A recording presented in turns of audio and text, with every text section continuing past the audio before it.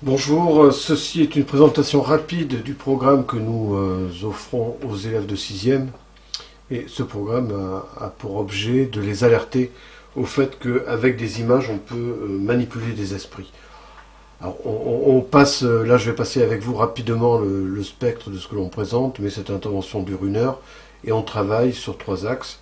Le premier axe, c'est l'histoire, la propagande politique.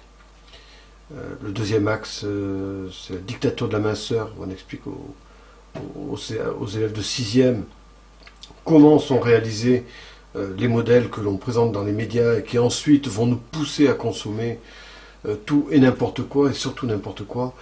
Et enfin, en fin de programme, on leur donne des clés qui vont leur permettre de décrypter les pièges de la consommation et de ne pas être victime, être actif par rapport à un document publicitaire sans en être complètement la victime. Voilà, donc on passe en revue rapidement. Donc là, un trucage, voilà, c'est un groupe auquel on a rajouté une personne. On explique comment c'est fait.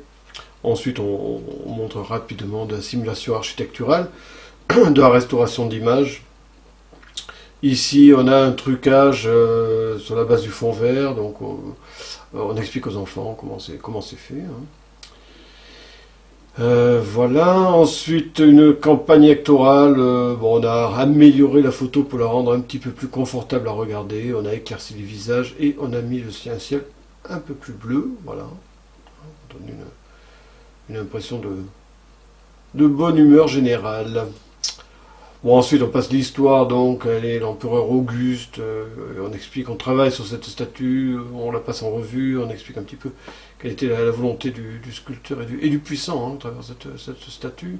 Louis XIV, pareil, on décortique ce tableau, on a pas mal de choses à dire. Napoléon, qui a été le premier quand même à introduire la propagande politique, hein, parce qu'il a amené des dessinateurs qui ont ensuite vanté ses mérites via des dessins qui étaient repris dans des petits journaux distribué au peuple. Ici, Général Grant, on explique comment a été faite cette photo, la photo qui est en bas à droite, qui est une photo constituée des 3 éléments qui se trouvent en haut à gauche. Donc là, on leur explique, c'était pas avec Photoshop à l'époque. Hein.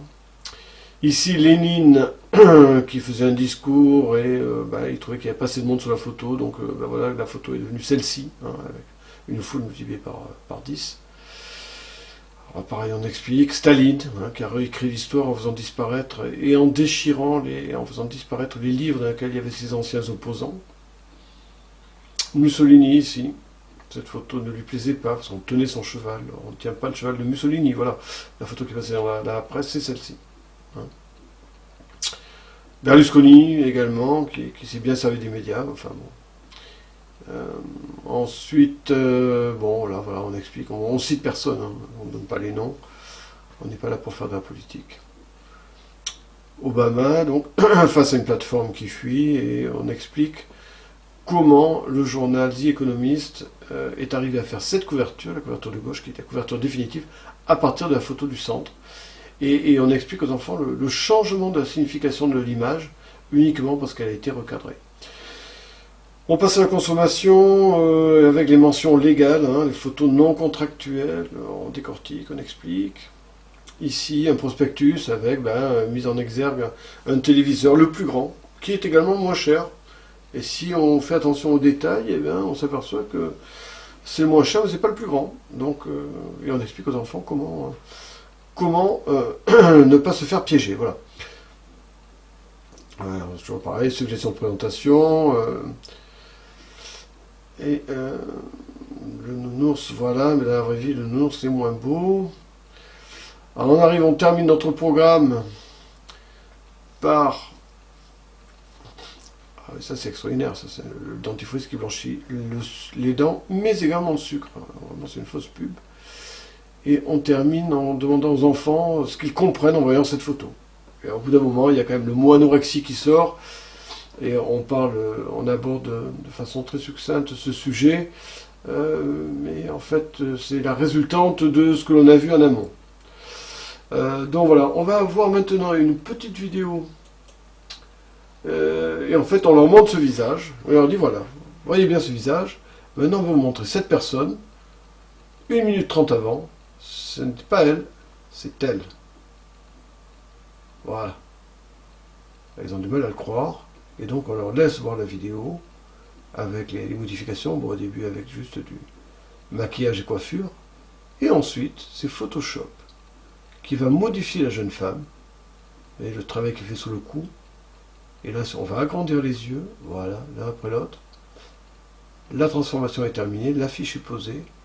Et il y a deux passantes qui sont sur le trottoir, qui vont regarder cette affiche en étant subjuguées. Voilà, et qui auront envie d'acheter le produit qui va être présenté à droite de la tête du personnage. Voilà, bouclé, bouclé. Et ensuite, eh bien, il reste 5-10 minutes aux questions. On aborde rapidement les problèmes de droit à l'image, les problèmes de piratage de logiciels. On leur donne des noms de logiciels qu'ils peuvent télécharger légalement et gratuitement. Bon voilà, en gros, bah, écoutez, si vous le voulez bien, on peut venir vous présenter ce programme de vive voix entre 4 IE et surtout en être humain. Voilà, merci de votre attention.